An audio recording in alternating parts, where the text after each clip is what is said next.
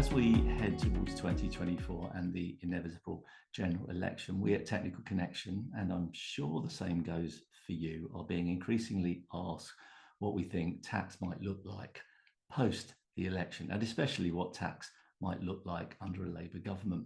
Now, we may well get a hint of direction of travel at the upcoming party conferences, and we will certainly get more detail with the publication of the manifestos, but that's not likely to be until much later into 2024. In relation to Conservative tax policy, we have the autumn statement coming up in the autumn, clues in the name, and we also have the 2024 spring budget. But inevitably, as I mentioned earlier, the questions that we're asking mostly in relation to the Labour Party and what their tax policy might look like. And the questions are largely fueled, we think, by fear and concern, not necessarily loathing, over past Labour tax policy. Labour being presented as a party of high tax, high spend. Now, over the past few months, the Labour Party, and notably Rachel Reeves, the Shadow Chancellor, and to some extent Keir Starmer, have been at great pains, and I'm sure we'll see this continued through the party conference season, to reassure individuals that this is no longer the case. So until recently, Rachel Reeves has only mentioned a small number of targeted tax increases, which is reassuring, none of which are significant revenue raisers either. We covered this in an earlier TechLink bulletin, or these in an earlier TechLink bulletin. The ending or materially reducing of the tax benefits of the non-domicile rules. Then we had treating carried interest, private equity earned, as earned income rather than capital gain, the removal of charitable status for private schools, and the reinstatement of the lifetime allowance rules in response to the budget announcement.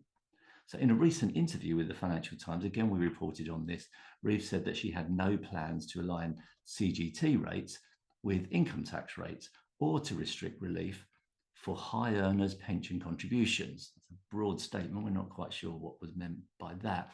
This positioning appeared to contradict the earlier statement about increasing taxes on wealth.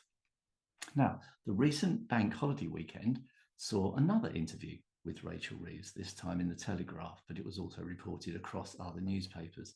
This was to a large degree a replay of the Don't Frighten the Electorate FT interview. I can summarise the key points below here that were made in that interview.